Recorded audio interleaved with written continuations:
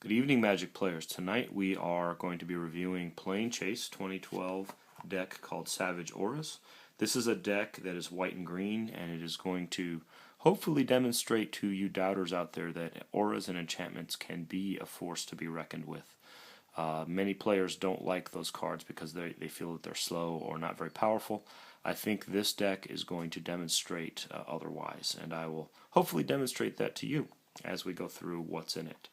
Okay, obviously in these boxes you're going to get yourself a plain die, planar die. You roll this every turn, at least one time, and you also get the rules of Magic. And beyond that, though, let's talk about the cards because I think that's what most people are interested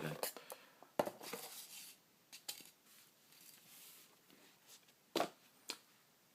Each of the Planechase decks comes with 10 planar cards. And here's the first one. It's called Akum. This one allows you to cast enchantments as though they had flash, so you can surprise your opponents by putting that one out there. Aritopolis is a fun one. It gives everybody life, tons of life, and who doesn't want life? Astral Arena allows creatures basically to sort of fight each other. Only one creature can attack per turn, and one can block each turn. And unless you're the dude up there selling popcorn in the stands, you're probably going to get hurt by this card because it's going to mess up your battle plans. Edge of Malakul is really interesting. Creatures aren't going to untap as normal, but as they remain tapped in the game, they're going to get +1/+1 counters on them. So they're basically just going to get buffer and buffer until either you roll the chaos here or until you are planeswalked out of this plane, and suddenly your creatures are going to untap and be huge. Grove of the Dream Pods is frightening, beautiful looking card, kind of creepy, but basically it is going to allow you to pull cards off the top of your library and put the top creature from your library into play without paying the casting cost. Clearly, if you've got huge creatures, dragons, Eldrazi, whatever, this card is going to just be able to pump them into play. And the game's going to suddenly get really interesting really quickly. Kessig is a plane that helps werewolf decks, and your non-werewolf creatures are not going to be very effective in combat. So werewolf players, pay attention to this one.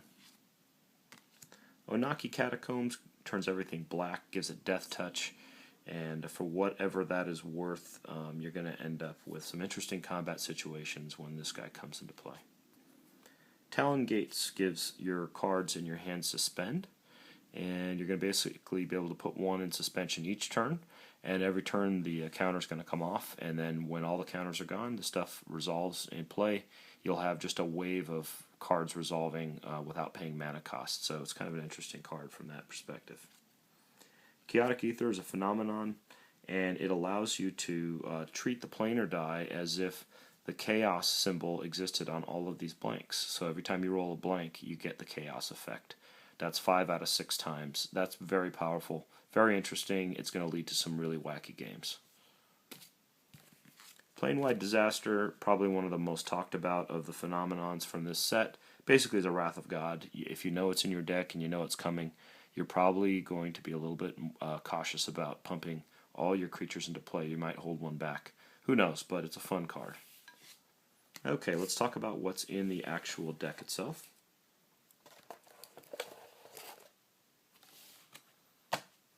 First card we come to is one called the Dream Pod Druid. It's a bear, costs 2/2.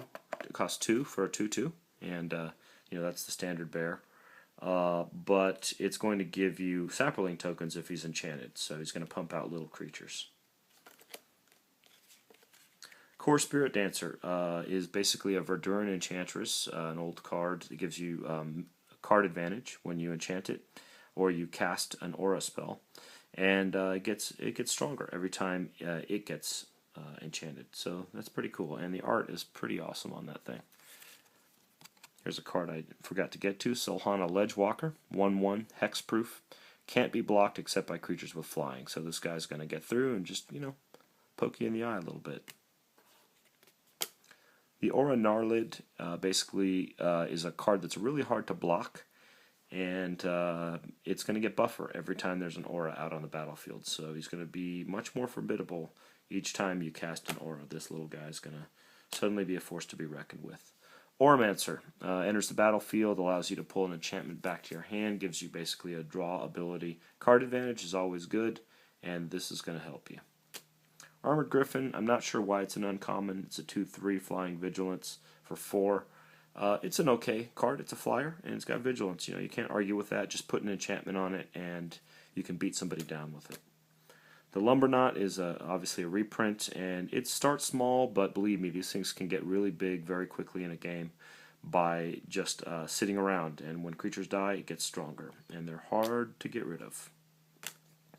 Thran Golem is a 3/3 for 5, which doesn't seem great, but drop 1 aura on this thing, and it becomes just a beast. It's got flying for strike and trample, and that's really something that can ruin your day. Dowsing Shaman gives you cards back from your graveyard to your hand, enchantments. Bramble Elemental. Whenever an aura becomes attached to it, you get 2 Sapperling tokens on the battlefield. So for 4, a 4/4 creature for 5 mana, that's okay. And you enchant this guy, and suddenly you've got little Sapperlings. Celestial Ancient. Anytime you cast an enchantment spell, put a +1/+1 counter on each creature you control. When you're pumping out Sapperling tokens and you're beefing them up with this guy, your deck can get pretty powerful pretty quickly. Okay, the Elderwood Scion is a 4/4, has trample and lifelink, costs 5. That's very good just on its own. It's got a very interesting ability. When you cast spells on it, they cost 2 less to cast, so he's pretty cheap.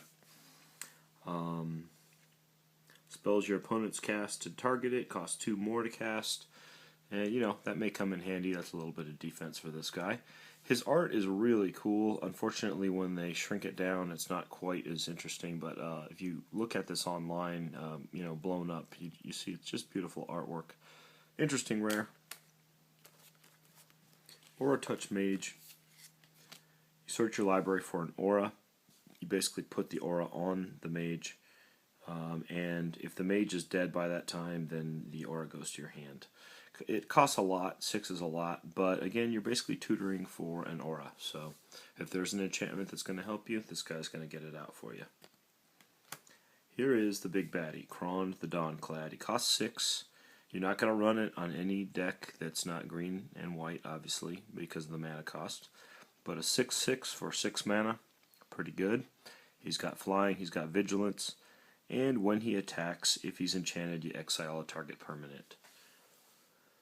In a deck like this, that's pretty powerful. Hope people can make use of this, and you Commander players, maybe that's a guy you want to think about. Now we go through the lands. I'm not going to go through them all with you. I'll just show you what they are. There's a lot of different dual lands. These are nice dual lands. They get you. Some of them are fetch lands. Some of them are just dual lands.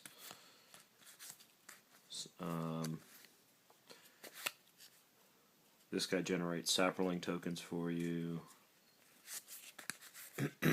Nice artwork again.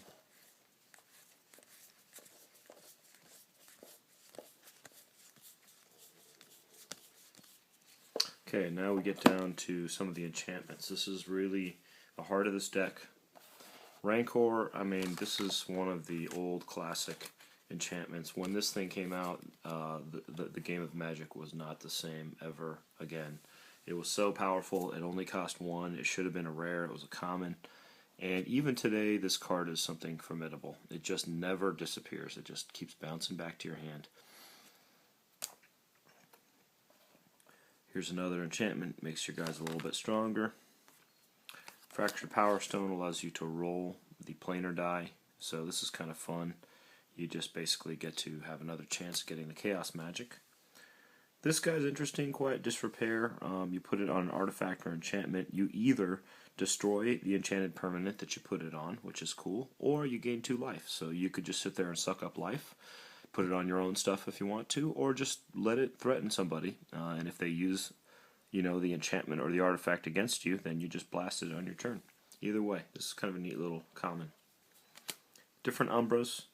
This Umbra is actually probably one of the most powerful in the game because you can spend 2 and bounce it back to your hand. Attach it to target creature you control.